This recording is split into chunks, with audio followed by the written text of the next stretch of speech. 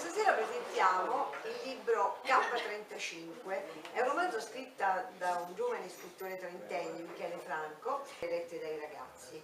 Ecco, nel libro non mancano i riferimenti al bene e al male, sia nei rapporti tra vari personaggi, c'è l'agente buono e l'ispettore che è infingardo e traditore, perché oltretutto è molto pauroso, è un ispettore un po' particolare. E anche le mosche che sono proprio il fil rouge del racconto. Ecco, vorrei che l'autore ci spiegasse cosa accade nel libro e soprattutto qual è il motivo scatenante della storia. Allora, praticamente diciamo, viene creato, cioè, a seguito di un disastro nucleare di Chernobyl che ha provocato il diffondersi di molti casi di cancro. Viene creato quindi un farmaco che avesse la facoltà di curare quanto più possibile forme di tumore. Ovviamente diciamo, questo appunto doveva avere effetti positivi, quindi curare questi malati, ma purtroppo qualcosa diciamo, è andato storto e quindi molte persone a cui è stato quindi somministrato questo farmaco cominciano a subire una metamorfosi, diventando quindi delle creature mostruose a stelle di sangue che seminano morte e terrore, diciamo, La popolazione, insomma. la popolazione.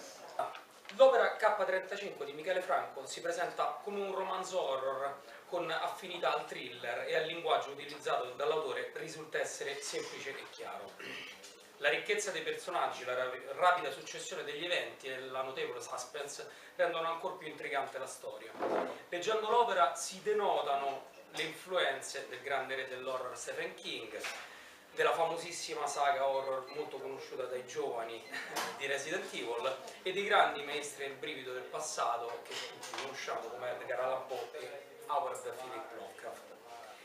La vicenda è ambientata dopo il disastro, come diceva Michele, causato dalla centrale nucleare di Chernobyl e narra come, in seguito al diffondersi in numerosi casi di tumore, un gruppo di studiosi di un'importante industria farmaceutica abbia cercato un modo per arginare il diffondersi del cancro creando un proprio farmaco.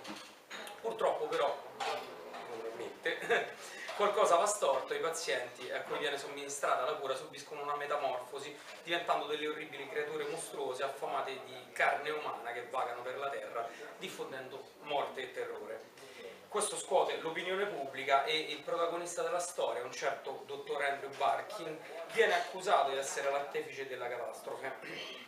Si cerca allora di porre rimedio al disastro cercando diversi nuovi sieri, ma questo però peggiora solo la situazione e finisce per far perdere l'umanità al povero dottore. Naturalmente questo lo lasciamo al lettore come e perché. La suspense. Sì.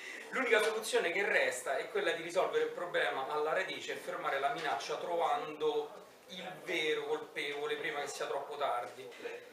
In quello stesso momento, sull'isola nera, De Angelis e gli altri stavano proseguendo il loro cammino all'interno della fogna della fortezza. Dopo alcuni tentativi, trovarono il modo per entrare nel castello. Il poliziotto si assicurò che non ci fosse nessuno e finalmente incominciò ad aprire il tombino.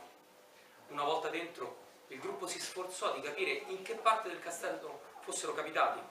Decisero quindi di cercare una cartina che li potesse guidare e fu incoraggiata a trovarne una. Ma sei una calamita per le mappe ed indizi, disse ridendo Carlo. La ragazza sorrise.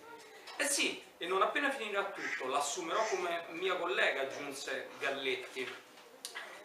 Finitela di farmi tutti questi complimenti, altrimenti diventerò rossa come un peperone.